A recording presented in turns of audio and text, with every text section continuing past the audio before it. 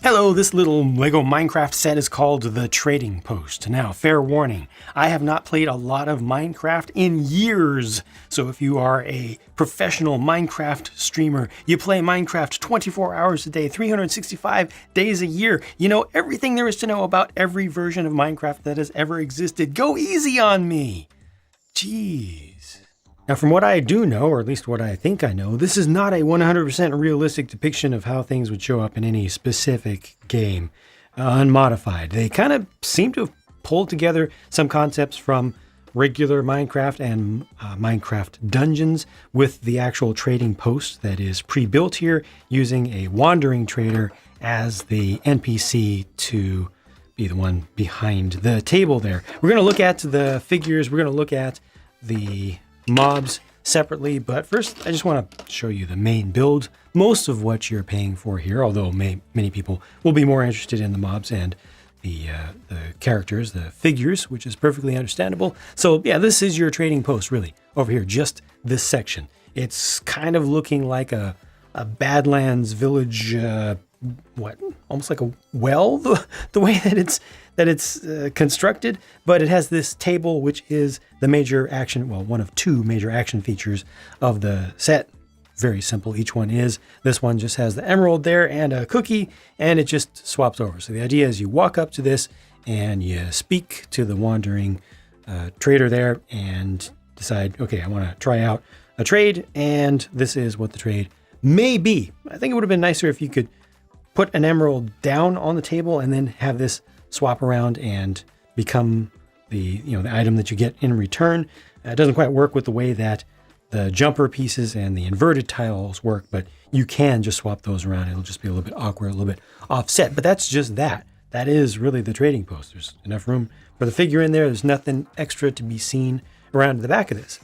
By comparison, there is something to be seen around the back of this, which again, if I'm not mistaken, having not played the game in, significantly in years, if I'm not mistaken, hey, at least I get one thing right here. This is no longer called Mesa biome. I have played since they switched to calling it Badlands, but if I'm not mistaken, this is a abandoned mine entrance in the Badlands, and the action feature here is that you have a blocked entrance, and there's a little lever over here. You push that, and it's going to unblock it, because what you do around the back is put the TNT in that slot that is not attached with any studs. Okay, you just slide it in, just basically fills a little bit of gap there. Push down on this and everything's just gonna fall apart. The harder you push on it, the more things will really feel like they're exploding. And then that opens this up so that you can go ahead and do some exploring inside and start to encounter other dangers and potential treasures. That's really it for the major build here.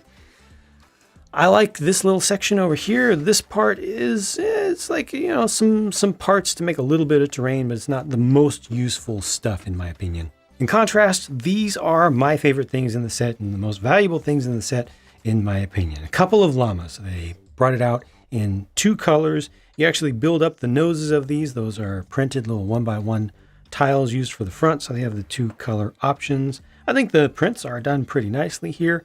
The llamas in total look pretty good. Yeah, I have really no complaints here. And because of the way these are constructed, you can customize these, not with just the pieces included in this set, as far as I can tell, but you could customize them to turn them into baby llamas. So I like Lego animals in general.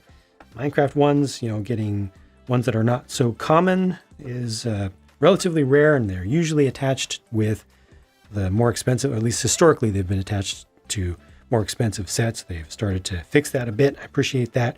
And here we get two in two different variations. Very good. The Wandering Trader figure suffers from, once again, eyes in the wrong place syndrome. Now, that has not bothered me, strangely, on a number of the villager-based figures that LEGO has done in the past, but it does bother me on this one. Also, the print quality is not great. Like, the nose has an area that's not opaque. The skin tone is a little bit registered off to the right, and the rest of the print on the head is registered off to the right, so it's not centered properly. You got the gaps around the arms, which is not so bad, but just in total, this isn't that great of an effort. I feel like I hate to say this, I really feel like knockoff manufacturers could have done better, would have done better on this.